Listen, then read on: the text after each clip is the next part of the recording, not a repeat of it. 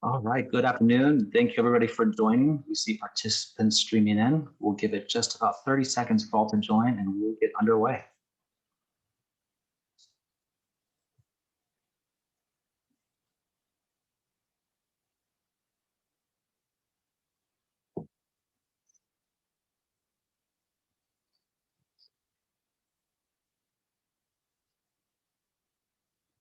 Okay, let's go ahead and get started. Thank you all again for joining. My name is Matt Timmer. I'm with Cal Poly's Cybersecurity Institute. What we have today is MISAC Cybercity's Emerging Technologies webinar.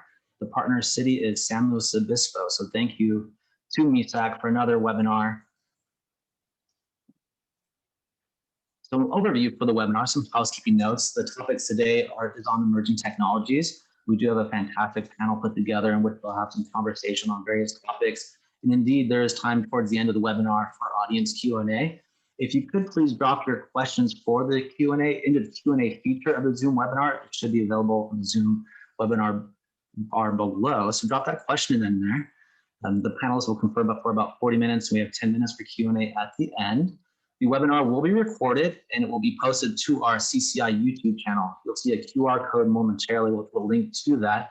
Another note is there is closed captioning available. So within the same Zoom webinar bar, you mouse over to where it says live transcript. The transcripts are rolling and that should be available to you as well. To start this, I'd first like to jump into saying thank you to each of our sponsors. The way the MISAC Cybercities webinars work is we connect with a single city for each webinar. So for this webinar, thank you to the city of San Luis Obispo, our home city. We do have Doug join us today as one of our panelists. So thank you, Doug, for joining us.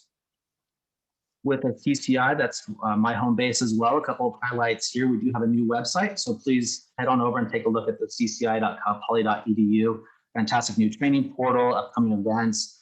You can also see that QR code centered there. If you want to take a snip of that or a picture, that will take you to our CCI YouTube channel, which will have this webinar once uploaded, as well as the previous webinars with the MISAC Cybercities. And of course, a fantastic partnership with MISAC. So thank you to MISAC for all of the efforts in making these webinars possible. The quote here that's been incorporated on this slide, it really ties into what we're trying to achieve and bringing everybody together here. The quote from Tim Williamson, it is literally impossible to put a value on the collective wisdom of hundreds of municipal IT professionals. It just really kind of encompasses what we're trying to achieve here, bringing everybody together, putting different topics on the plate and getting different insights delivered. So with that, I'd like to pass the baton off to Sei Hong to open up with MISAC. Thank you, Sei. Hey, good afternoon, everyone, and thank you again, Matt. My name is Hong Sei. I am the CIO with the City of Roseville, and I have the privilege of serving you as the 2021 MISAC presidents today. On behalf of MISAC and also, as Matt said, our virtual host city, which is San Luis Obispo, we want to welcome all of y'all to our 5th series of our Cybersecurity webinars that we're so pleased that we're co-sponsoring with the California Cybersecurity Institute at Cal Poly State University. Our first 4 seminars and webinars were actually huge success with every time that's over 100 plus attendees. I'm sure this one will be very well attended as well too. In this meeting, my personal philosophies, I want to look at the emerging technologies and its associated cyber risks on IoT, Internet of Things, unstructured data analytic, zero trust network, both artificials and augmented intelligence, and some of its trends. We got really good speakers out here today that will talk about the security challenges and its technology impacts, how best we can get from the best practices and also repeat some of the performance excellency out there. Before I hand it over to our elite presenter from Cal Poly, City and County of San Francisco, Livermore, and also Inland Regional Empire, I want to remind all of you again that our 2021 MISAC annual conference is just 75 days away from today. Don't forget to register for the exciting adventures ahead of you. With that, I'm going to turn over to our trusted partner, Matt Timmer from California Cybersecurity Institute to get this webinar started. All yours. Thank you very much. I appreciate that. So to bring to the table our panelists, we do have a great group of folks here to share their expertise. Doug Lowenfeld, Curtis Franklin, Donald Priester, and Michael Maxman. So with that, I'd like to give them the opportunity to each say hello. Doug, if you don't mind jumping in there. Good morning, everybody. Just want to say thank you for the opportunity to be a panelist today representing San Luis Obispo. I am Doug Lumsdahl. I'm the Information Security Officer at California Polytechnic State University in SLO, responsible for Cal Poly's campuses' day-to-day security, including an oversight of our security program, such as information security awareness training, third-party reviews, and risk assessments. I work closely with the SLO County and the City of SLO IT staff, since we do share some of the same network and resources.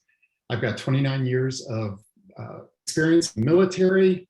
Most of the time was in information technology. I retired about 6 years ago, moved to SLO, where I worked in the finance sector for a couple of years, and joined the Cal Poly team back in 2017. As the SLO intro slide said, I'm not in a rush to leave. Fantastic. Thank you, Doug. Michael, would you like to say hello?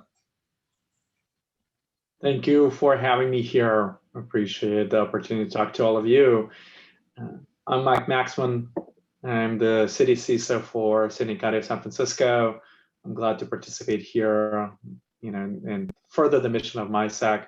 Exciting time. I've been with the city for 3.5 years now, and worked in cyber for the previous 15 plus years.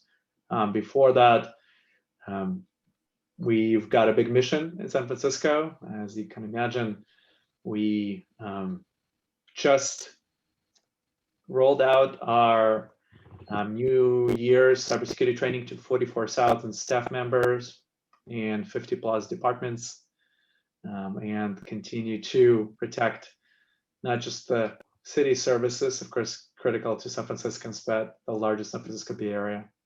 Thanks, everybody. Thank you, Michael. Donald, would you like to join us? Yes, my name is Don Hester. I am the cybersecurity manager for the city of Livermore. I've only been here for, 8 months now, since November of 2020. Prior to that, I was the city's auditor working at Mays & Associates for 20 years. I may know many of the audience members as they were my auditees. So I've been in this for a while. I also taught some classes at Las Positas College, San Diego City College, Coastline Community College, USF. There's one more in there. Anyways, so I've been around for a while. I've been doing some training, and looking forward to having this discussion today. Very good. Thank you, Don.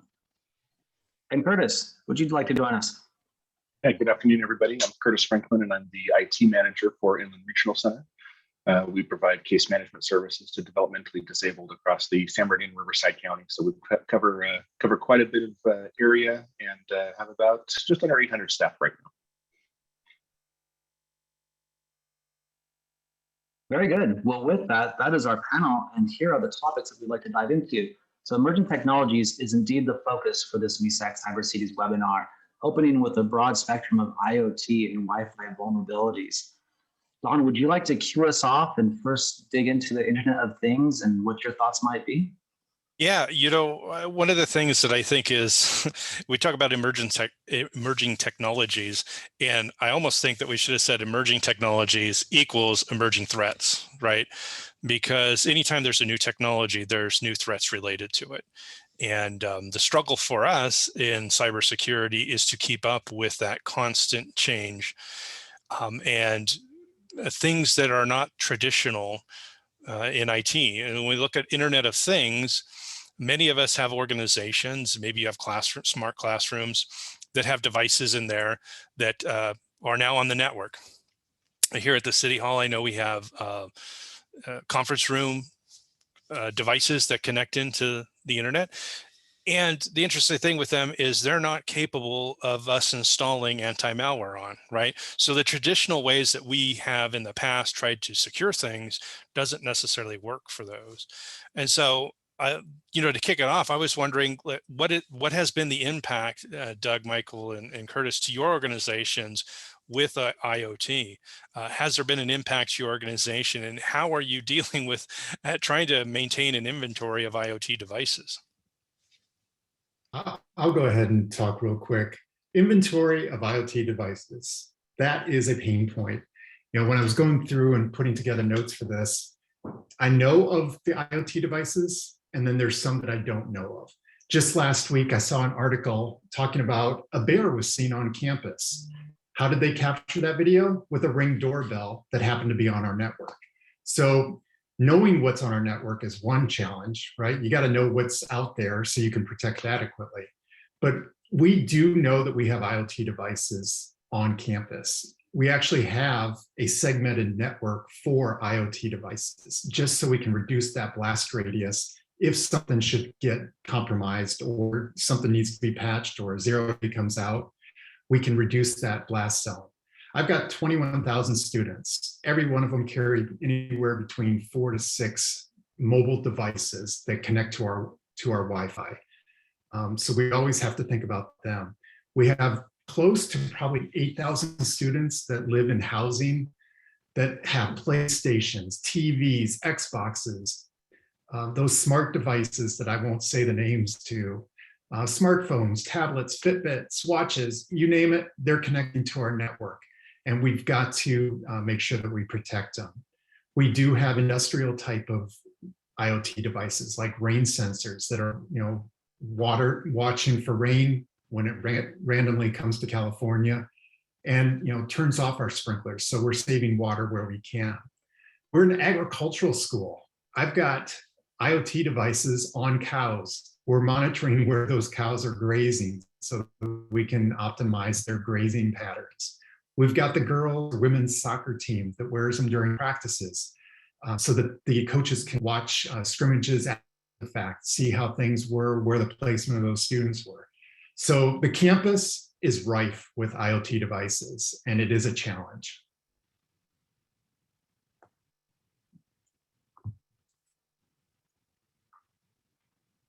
Those are some good points, Douglas. I think that it's interesting that you have cows with it. I heard about that before in the past, and I was always, enamored with that idea that we're going to, a cow is going to have an IP address. It's just, Right. it's just one of those things that you're just like, I never thought of that, but I could totally see where it's useful.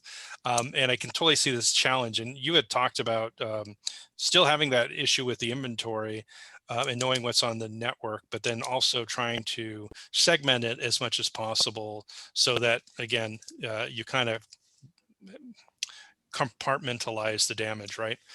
Anybody Exactly. else? Michael, Curtis, you have any other thoughts on that? Yeah, I mean, there's a lot to talk about. That's a big area to unpack. IoT, as you can imagine, we've got a lot of Internet of Things. I mean, it really spans the gamut from sensors to industrial technology to building management systems as well. And IoT could be a lot of things. I think, it's interesting to hear about cows. We have in some of our new smart buildings, each pane of glass has its own IP address because it polarizes differently. So then you start talking about not just kind of understanding what you have, but being overwhelmed, kind of in terms of even assigning network IP space to some of the IoT devices. So that's there's a lot of complexity there. A lot of the stuff, so think about kind of more of industrial control systems are older, right? And some of the new approaches don't work. I mean, from what we've seen, and you've all kind of been hearing those attacks, I think people are realizing how bad of an idea it is to connect, kind of some of those control networks to business networks. And some of that rush to get everything, IP'd is slowed down, honestly. My conversations with a lot of our departments is, just because the vendor says it needs to be connected to the internet doesn't really need to be connected to the internet. I'm actually now turning around, and saying, well, maybe this does not need to be smart, right? What's the gain there? Because the risk, honestly, completely outweighs the gain in a lot of cases.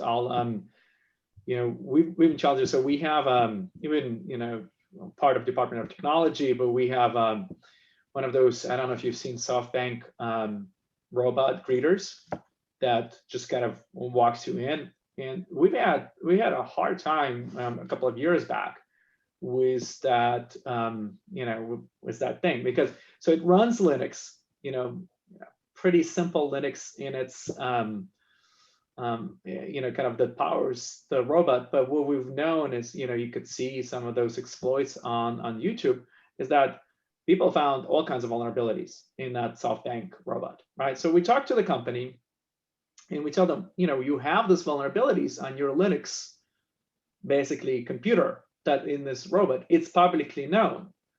Can we put our agent in this thing? Okay, and they tell us flat out, no, we can't. This thing is not going to work if you put an agent on it. All right, well, can we stop it from talking to the internet? And they say, no, you can't stop it from talking to the internet. Like, that's what you bought. You can't really, it's not going to work otherwise, and that's connected to the internet. All right, so you can't, so we're putting a known vulnerable system, a known vulnerable Linux system on the network, right? Well, I don't want to just, so we can put it in an isolated segment and let it go to the internet.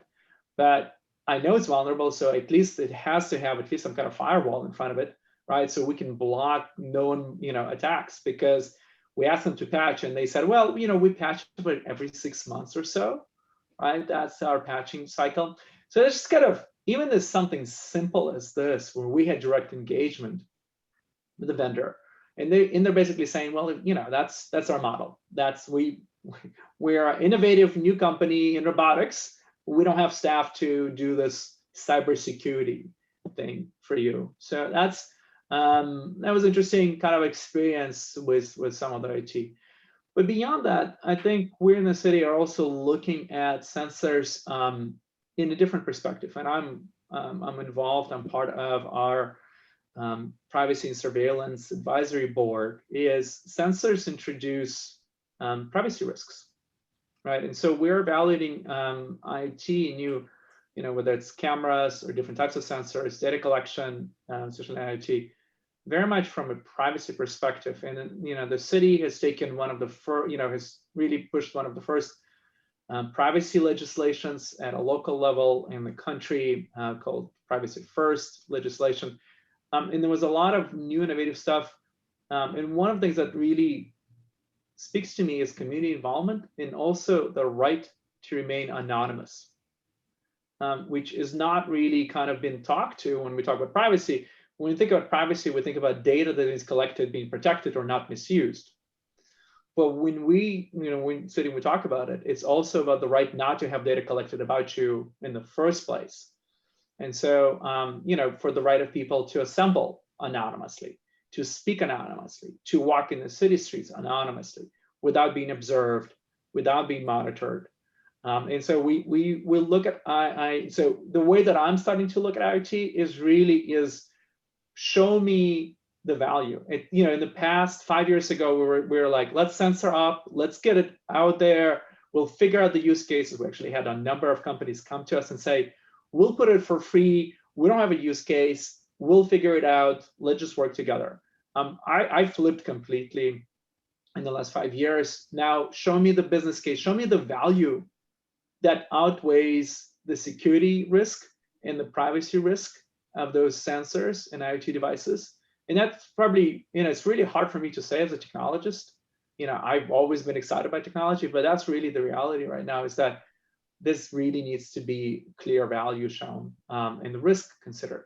Well, thank you, Michael. I appreciate that. And it's good to see that cities are starting to look at privacy without having to have a mandate for privacy, right? To start that process.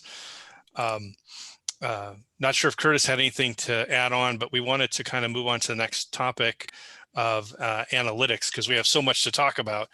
So the question on that is, how are you using analytics, and what would you like to be able to do with that? We kind of think of a bunch of unstructured data, big data, where we have a lot of information. How can we actually put that to use in order to make actionable decisions, right? Curtis, do you want to start off? Are you using any of that? Or are you? Yeah, sure. I think just kind of dovetailing a little bit off of the IoT thing, since we are talking a little bit about how data is gathered. I saw a talk not too long ago, and one of the things that was brought up in the talk was that we start talking about data as kind of being this new oil, and kind of going to what Michael was saying with a lot of these companies that are really looking to just get something in there and then they'll figure something out. And then the talk is basically saying that data is not the new oil, it's the new glitter. It lures humans in with its shininess. It's very easy to accumulate, and it's found in a lot of places that you're not really expecting it.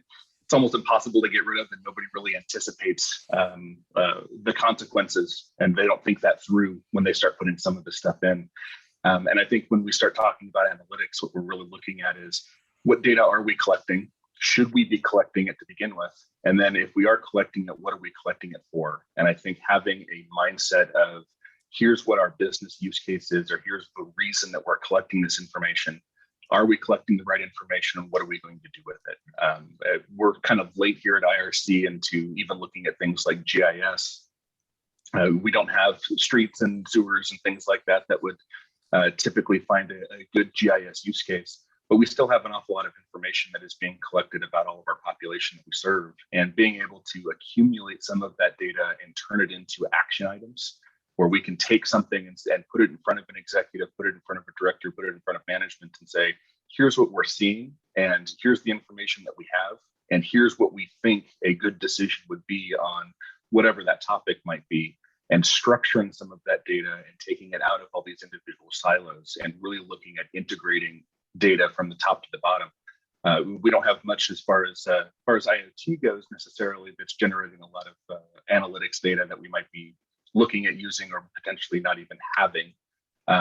But we do have an awful lot of data that is going into it, and not a whole lot of analytics that is being put on top of that. I think that's really good, Curtis. You brought up something, and what totally popped into my head is, that show Hoarders. I kind of feel like a lot of organizations are like, they treat data that way, right? It's just like, just grab all of it, everything we can possibly get. But I think what Michael and you have both brought up is, what do we need this for? I mean, it just takes up space, which costs money. But then can we even turn it into anything that's actually useful? I know that, like, for our city manager, he likes to get analytics and stuff like that to kind of see, about trends and look at things over time. But there's a business case for that, right? It's all that other data that we have there's no business case for, right? It's far too easy in many cases to accumulate that data. And if we can make that decision ahead of time on whether or not we need it, and then probably even more importantly, when we do decide that we need it, how long are we planning on keeping it? At some point where somebody lived, let's say from 7 years ago, and they've moved 4 times, in our case anyway, it probably doesn't make a whole lot of sense for us to be maintaining address information and other things that tie somebody back to a place that they're no longer at. And so we do run into that quite a bit. That's a good point, Donald, if I can step in. When Curtis was talking, I was thinking of this topic purely from a security blinders view of the data that's going into our SIM, security incident event management tool. But being on a university, data rules, data, if you make data decisions, data-based decisions, those are the ones that are going to win and trickle to the top. We've got data analysis at the research level. University development, they've got a list of donors, they've got a list of graduates that they can reach out to for looking for donations or support. We have 65,000 students a year apply to Cal Poly, and 6,000 to 8,000 get selected. That pool of 65,000 is just riddled with data that the university system, Cal State University system, just loves to see, because they can make decisions about what kind of housing they need to build on campus, those types of things. But again, to be honest to this group, I was looking at it from a security perspective, and how we use the log data from all of our systems to protect our resources and our data. And as far as getting rid of things, oh my goodness, nobody wants to get rid of data. Just had a security incident last month where somebody was cleaning out their office, threw all this data into a recycle bin, and it was stuff from early 80s that were printed out. And it's like data retention policies. We have those policies for a reason, so that we don't have to keep everything for so long. And when it comes to electronic data, nobody wants to delete electronic data, because in their mind, it doesn't take space up, it doesn't cost anything, it's just there when I need it. Yeah, it's one thing when it takes up desk space, and it's another thing when it's just on a hard drive somewhere you don't see it, right? It's a lot easier when it's on your desk to say, I need to get rid of that. Although some people's Right. desks around here are piled pretty high. Yeah, you have anything to add to that, Michael? Yeah, I mean, I think we cover the topic, quite a lot here. To bring it back to the security piece, I think data does not equal decisions, and decisions don't equal intelligent decisions. So I always tell my team that knowing about something and not taking actions on that is a really bad idea. And Donald, you probably appreciate it from the audit perspective, right? I mean, that opens up us to liability and exposure. So, collect the data if you really mean to do something with it, and you better have people ready to do something if the decision is there, because you just don't want to collect it, or even worse, identify something that is not actionable. My mind flashes back to the report of that poor building in Florida where data was collected and the report was created, and clear action was identified and no one took action, right? I mean, just think I think about that, and I think about liability and the damage, the horrible damage that caused, right? And human life loss. I mean, in some ways, in the security space, if I know about something, then I must take action, right? And so we need to be prepared for any data that we're collecting to take action, and have enough people to take action comprehensively across the entire environment. So we are very sensitive and very focused on what we're collecting. I mean, data does help, of course, make the right decisions. And so, we're engaged, especially with our small team, and a very large set of targets with the profile, international profile. We're constantly getting bombarded. The gangs don't sleep. Seems to be they keep coming. So we absolutely must use data to help us figure out where do we defend, how do we defend. And so we're embarking kind of on more automation based on decisions that the data allows us to make in a much more automated fashion. So it's really not just about analytics now, it's about analytics that leads to an automated decision, right? That helps us to protect. So we start talking about kind of, and maybe a little later, we can talk a little bit more about this artificial intelligence, which is really just machine learning that triggers actions, right? But it starts with data. And so we're actively looking at kind of what's the right sources that we need, user behavior, user access, network, behavior, system behavior. How do we collect all of that and identify the right elements to see, if something is off, if behavior is, or system or a user has a higher risk, score, if you will, risk profile, and how do we take automated actions in the middle of the night to contain a particular system, right? Because we must act fast. We all know kind of, the actors oftentimes, half of the world that it's attacking us is up when our teams are in bed. So we need to take quick action. So that's my mindset when I think about analytics. I think about data that's triggering some decisions, and those decisions and where we're looking to automate. And I think you segued us into, and so we'll just take artificial intelligence as the next one, because I think that it kind of goes hand in hand with analytics on the security side of things. When we're collecting data that we can use for actionable intelligence for us to, adjust our security posture. And I think that that's probably one of the best emerging technologies for cybersecurity. And I think one of the reasons for that, and if you look in the news and around, you see that there's a cybersecurity shortage of professionals, right? It's gone up. They were thinking that it was going to be 1 million jobs. Now it's 3.5 million jobs that are going to be vacant because we don't have enough people getting into technology and cybersecurity. So I think that artificial intelligence is that way to augment our staff and have that autonomous response, right, that Michael was talking about.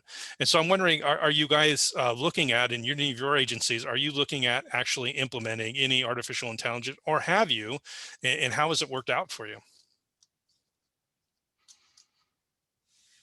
Doug, I think you're on mute. Yeah, as Michael mentioned, we use machine learning with our SIM. We haven't really dipped our toes into the artificial space, but we are using, the SIM's orchestration tool or SOAR tool to help automate some of those responses. So if an alert comes in, the machine learning looks at it and spits out some playbook that needs to be taken and the actions that we want to take. Freeing up our analysts to dig deep in other issues versus, the mundane stuff that we, trigger on and fix on the spot automatically. So we're looking for those ways to optimize. And I've got, being a campus, I've got the brightest minds just working on this stuff. I've got student assistants in my SOC doing tier 1 activity, setting up alerts, figuring out how they can automate this stuff and do things more efficiently. So we're learning. We're at the very beginning though. I think we're all kind of at the beginning of that, right? And to segue into that, these topics kind of intertwine with one another, because artificial intelligence also could be used to monitor IoT devices and look for strange behavior. At my previous employer, we had a network monitoring system that uses artificial intelligence, and it basically learned what normal behavior was for devices. IoT's normal behavior is very limited. It's very limited range, right? So it's easy to throw a red flag on IoT devices, where it's a little bit more difficult, right? IoT devices usually only talk to one IP address out on the internet somewhere, wherever their command and control is for whatever the device is, and that's it, right? So if it starts talking to China or Russia or some other place, then red alert, we have a problem, right? So I think artificial intelligence can really help out with that kind of stuff. Curtis, you have any thoughts on that? Yeah, I think that IoT in general is still kind of a new enough technology that for an organization our size, we're not seeing a lot of, I'm sorry, not IoT, AI. We're not seeing a lot of that just yet come into anything more than really just the marketing buzz around that. I think even Dell advertises they've got AI built into their laptops for something. I don't know if they even quite know what that is. But we do see a lot of opportunity for an organization our size, especially, and going back to the SIM idea of having things look at and find things that we need to look at. So for example, we use a lot of different Azure technologies. And so having Azure look at something and say, this is an out of ordinary login for this user who typically only logs in from these devices or these IP addresses. And we can take action either based off of that information or at least get an alert to say, maybe we have something here that we need to look at. I think that's probably where we're at as an organization. I don't think we're quite to the scale that both Doug and Michael are at, where we're seeing a lot of gravitation towards looking at AI as a solution, so much as just a way of augmenting some of what we already have. Yeah, you're starting to see, again, there's the marketing hype, right? And then there's the actual really good stuff that actually does stuff. And I started to see everybody has AI, right? And everybody has something as a service, everybody's cloud-based. So sometimes you have to dig into it to kind of find out, is this hype or is this actually something that helps with, is it really machine learning? Is it really, being autonomous? And I think that that's an interesting point. And I think Michael had said something about autonomous cars earlier before the session. And I just wanted to say, though, I did see autonomous cars in Yellowstone National Park. They were testing them out. And I walked right in front of it and it stopped and it wouldn't go until I backed up a little bit more, even though I was on the curve. I had to back up another step before it went. So there is AI there. And that in that case, it was like overly safe. And that was probably good. It didn't know who I was and whether I was going to jump out in front of it. AI is out there and it's something that we're going to have to get used to, I think. And it's great to leverage it. But again, some of it usually comes at a premium right now, is what I've noticed as far as costs go. I think, go ahead. I think it's exactly right, Donald. That I mean, right now you can't just have AI do something without a human looking at this as well. So it's not, it augments, but it's in no way replacement, right? So I can't say like, well, just because I'm buying AI, I don't need an analyst, right? Because it doesn't do, really anything on its own unless somebody's there. And there's so many corner cases that it just always becomes kind of this tuning. But I do see opportunities to to look at that needle in a haystack. It's one of the things that we're doing, especially around phishing, right, is using partners. And we're looking for partners who know how to use machine learning, and I don't call it AI, and it's not really artificial intelligence anyway, just machine learning, which is a new way to look through data, who are masters of, so there are partners that we're, that are helping us, they're partners in machine learning, and they're using, and one of the things that we saw in the beginning of the pandemic is just insane increase in phishing attacks, with domains being spun up, almost every second, that we're trying to phish, they're trying to pretend to be CTC or who, and our initial reaction, it's kind of traditional reaction, is, well, let's put everything on deny list, right? Let's get the new set of domains every day. Let's put it on the deny list. And we've worked with our partner who's been telling us, like, don't do that, right? Which just kind of stopped us and said, well, why shouldn't we do that? And I said, well, that actually blocks the machine learning from creating better models, right? Because you might put 20 domains a day on deny list, but you're going to miss the 21st one. And if we allow the machine learning to do its job and actually look at characteristics of how those domains come up, what they resemble, then we're much more likely to detect the 21st one, right? And so we've kind of backed off our traditional response, and we've been working with our partners, and we are seeing that machine learning is better, right? Is better at doing this routine things, identifying, kind of looking at, oh, how quickly was this domain created? What does it look like? Is it sending something? Our partners also protect many other local governments as well as organizations, and so they we benefit from this collective knowledge that they bring in, collective pool of data, not just what we're seeing, but what they're seeing across the board. And so it does take a little bit of a change in the way that we respond, to kind of allow machine learning to do its job and identify the anomalous behavior so that we can adjust. And so we are, we're not there. We're just in the beginning of the journey. We've got another, strong partner with a lot of machine learning around user behavior. And so we're trying to kind of adjust. And, I tell my team, if we see something, we just, we stop access. It's not always easy, but we kind of err on the side of caution. And I have the mandate, except for some VIP users who we have to maintain a separate machine learning model for, because we can't stop them. And I'm not talking about just elected officials. I'm talking about doctors and nurses, right? Police officers.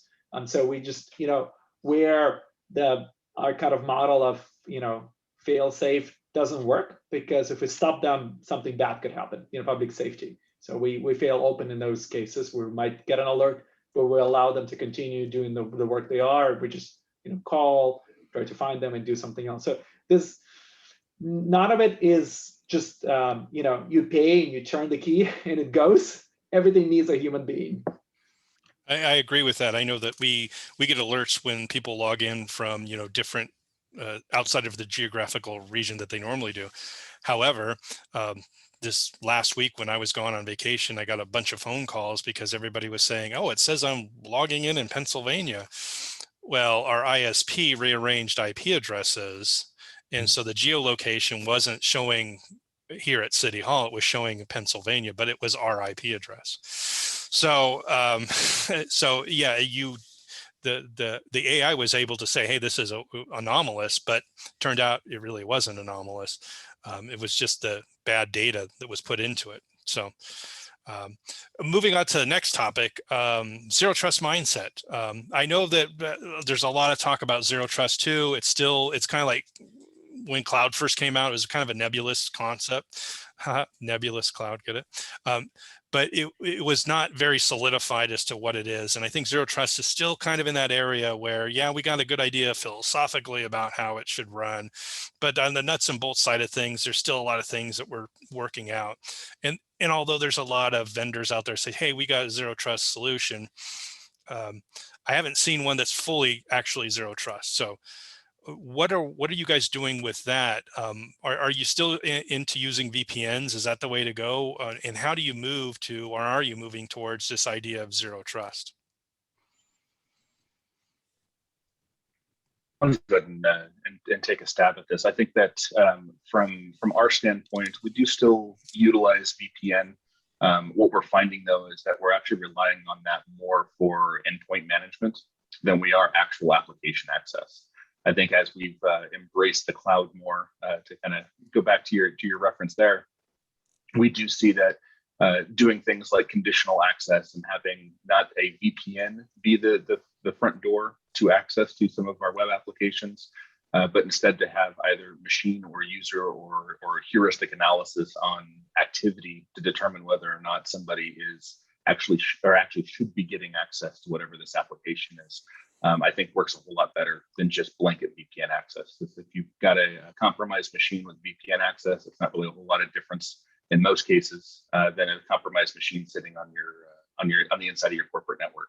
And so if we do have a machine that's outside of that corporate network and it's going to be something that we don't necessarily have constant eyes and ears on, having that be a blockade there makes a whole lot more sense. And I think what we've found in just supporting remote work over the last 18 months has really been that the last battle that we fought was to be able to have a bunch of devices that have all this control over, because they're all sitting here or they're all VPN'd in. As we've migrated away from that, I think that we've kind of got to switch mindsets and not be in this idea that just because something is here means that it should be or that it should have access, and instead switching to that idea of assume breach, assume compromise, and then allow access as those things are proven to be false. Works a lot better when you don't necessarily have a desktop sitting in an office somewhere, and that's the only time that desktop sees the network or sees the internet is through all of these layers of control that we already have. We can't assume that anymore, and so having that idea of assuming breach and assuming compromise allows for us to control that a little better. I'd say we're probably on the opposite spectrum of what Curtis just explained on campus. We're doing or depending a lot on our virtual private network to protect our resources. 6 months before COVID kicked off, we were right in the throes of doing a business continuity program, building that from the ground. And the VPN was one of those linchpin devices that we wanted to ensure our systems were protected. So it was one of the very first resources on campus that we enabled fully with multi-factor authentication. When COVID hit and our campus closed down, everybody worked from home, the VPN was there, it was established, and people knew that they could use it to get to the campus resources that they were used to getting when they were on campus.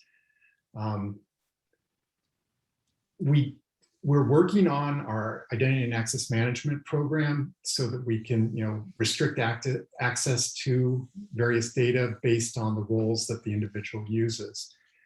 We're also looking deeply at tiered network architecture, where our most protected crown jewels are at that tier 0 stage. It's in the data center behind a firewall. The only way you're going to access that tier 0 resource is through a device that's in the data center with it, or through some jump box that has a certain level of protection, maybe a special admin that only X+1 people have access to.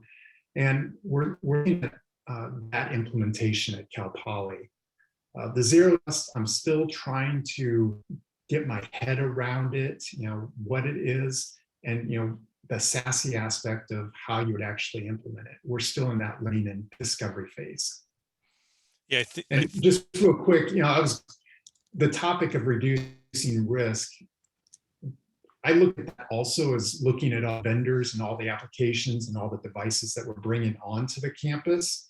So we have a really robust third-party risk review process, and definitely could talk about that a little bit more. But as we're on the zero trust topic, pass the baton. Yeah, perfect segue into the next topic. Well, because a lot of this has to do with reducing risk, right? Moving to a zero trust mindset is kind of helping to reduce risk, using artificial intelligence to kind of help also reduce risk. I think we had specifically listed up here bug bounties and the Mitre attack framework. Not sure if you guys are using any of those things. We don't, being a local government and not actually creating software. Usually it's the software providers that come up with the bug bounties, right? So I'm not sure the government interest on that. So I'm not sure what you guys have as far as thoughts on that, or the Mitre network framework. I can say that so for the campus, through our security email, I've received several emails from bounty hunters, if you will, that are, hey, we've identified this vulnerability on your network. Do you have a bug bounty program? We're a state entity. We don't have a bug bounty program. I would love to know what they found, but I feel we have a pretty robust security program when it comes to checking our code before we go live. We're checking it at dev test prod levels. We're doing, API scans. We're doing all the due diligence before we turn a service on to protect it. There could be some vulnerabilities maybe in our Drupal environment that they've identified, cross-site scripting vulnerability or something like that. But we don't have bug bounty, unfortunately.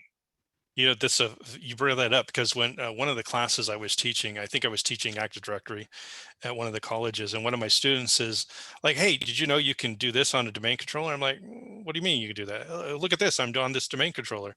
I'm like, "You're on the school's domain controller. What are you doing?" And then he said, "Well, look, I just followed this, and it says, on the internet, go on here." And I'm like, "Oh my goodness!"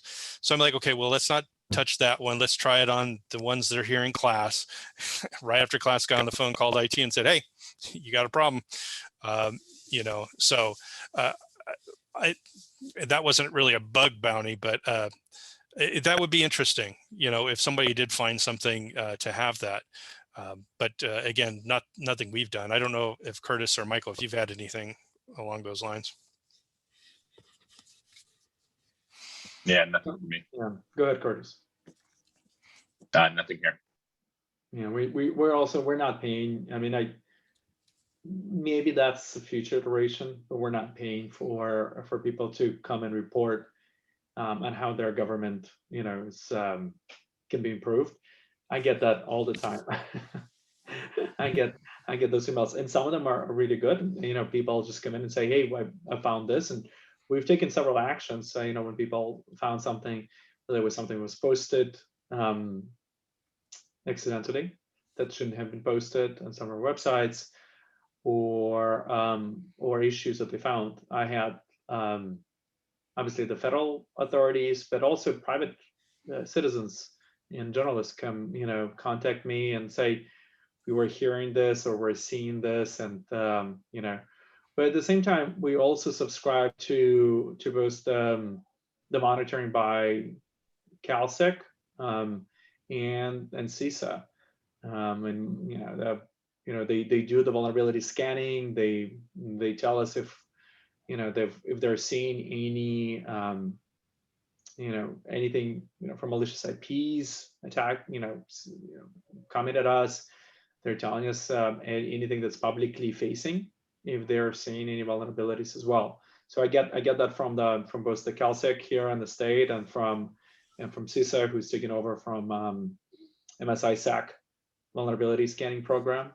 So I think we have some of those services that we definitely rely on, because we want to know, besides what we're doing, if anybody else is seeing something, but we're not paying. And the Mitre attack framework is interesting. I mean, it's a good framework. I think that's certainly something that we're talking to our partners about, how, and trying to evaluate, do we have the right protections at different steps in tech framework? I'll tell you, it's once somebody is inside, that's where, going back to zero trust, although I really don't like that term. It's not like, or saying something new. It's not like we had complete trust and openness before. We had, I think we were segregating pretty successfully before. But that's the hardest part, is that, in the Mitre attack framework, is that step of internal reconnaissance, internal movement when somebody's inside, detecting that and preventing that, or exfiltrating the data. That's probably the hardest part for us, as if you think about the framework. But I think, we definitely evaluate our protections against the attack framework, and I think it's a useful tool, one of many that we're using. I think that part of that is, one, I want to know, most of us local governments don't have the staff necessarily that are going to go out and learn that framework and be able to be monitoring for that, as much as we probably have outsourced that to another party, and we're expecting them to use that as a means of understanding, movement, first infiltration, then movement throughout the network. And the one thing about bug bounties, and then we can move on to Q&A really quick, is that I've had a number of times where staff has reported emails to me that are coming from the domain of an organization, but it definitely isn't that person. And so I've had to contact them and say, hey, I think you've been hacked. And last 3 phone calls that I've made to the other organization, whether it was another agency or business, all of them said, yes, we're aware that we were hacked, we're working on it. So it's so I go and report it. And as a government official, obviously I'm not going to get paid for reporting it to somebody else. But anyways, so we want to move on to Q&A. And if we want to move the slide forward to Q&A, and then Matthew, if you want to see what questions we have. Of course. Thank you, panelists, for the fantastic conversation. So Q&A is open. There is the Q&A feature within the Zoom webinar. If you'd like to drop in your questions there, I can certainly help parlay those over to the panelists. But the mic is open for any questions.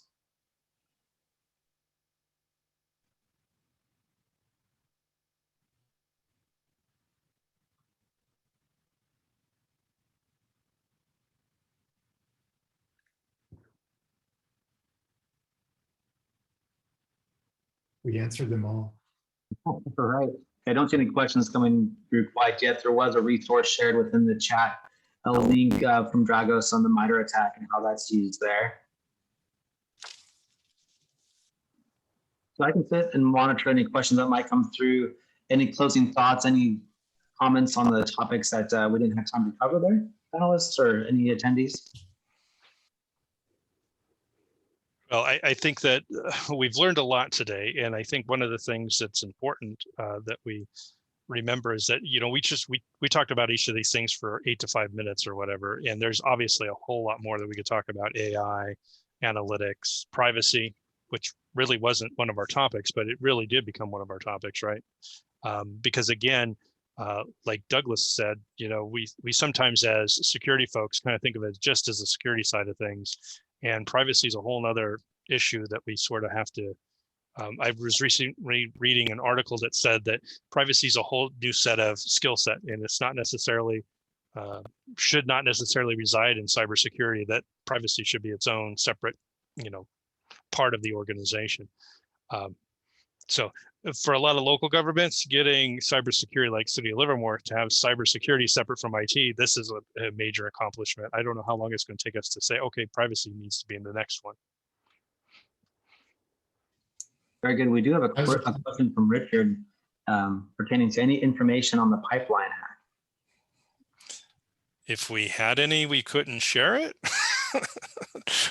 I'm not sure. Other than what's been in the news, I have no other anything beyond that. I don't either.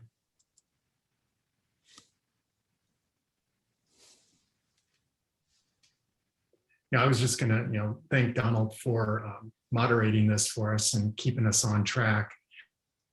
But the conversation with Michael, Curtis, Donald was just really good, and you hit it on the head, Donald. When I've got my mindset, and it's always refreshing to hear other perspectives and other ways to think of it. I had my head down probably a couple times during this because I was here taking notes.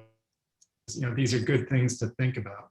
privacy is one of those that is forefront in our students' minds. They're always asking about privacy and how their data is being used. And we don't have a privacy officer on our campus. I guess by default, I wear two hats, the security officer and the privacy officer. The Cal State University system has the privacy officer for the campus, for all the 23 campuses. So yeah, privacy is going to become more important.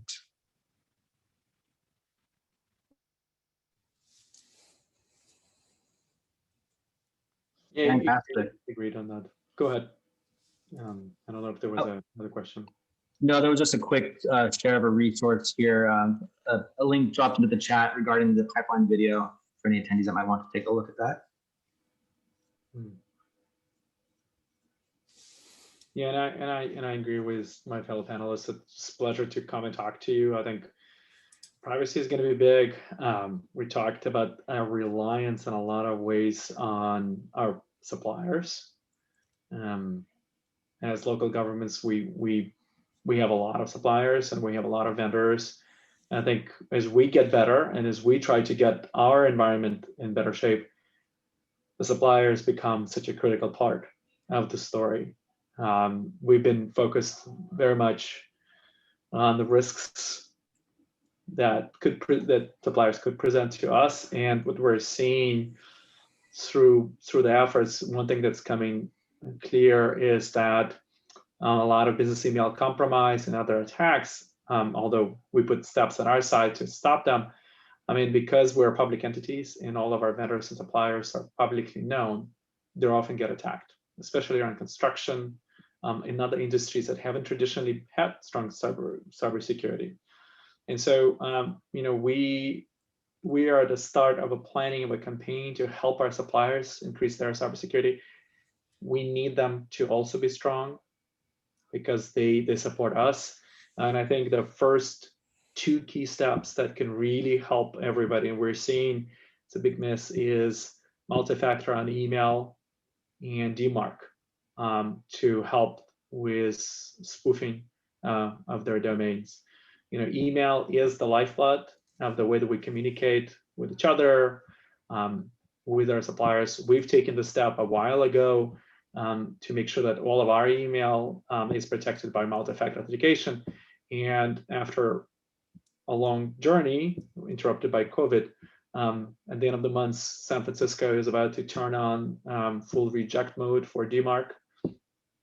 If anybody's interested, more than happy to help. And that's something that we are going to start the conversation with, with tens of thousands of suppliers we have, is to say, it doesn't cost you money, and we will help you because we have to help, right? Especially smaller suppliers. But I think those two key steps can really help protect the network, protect our suppliers, and then protect us as well. I think you made an excellent point, because we didn't really talk about supply chain risks. We were talking about reducing risk, but we didn't talk about supply chain risk, and that's one of the largest areas. And I think also the fact that you're reaching out to your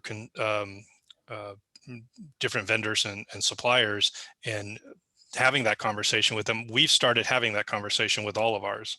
Anyone that has anything to do with technology, I get a look at the contract and I have a series of questions like, what are you doing about this?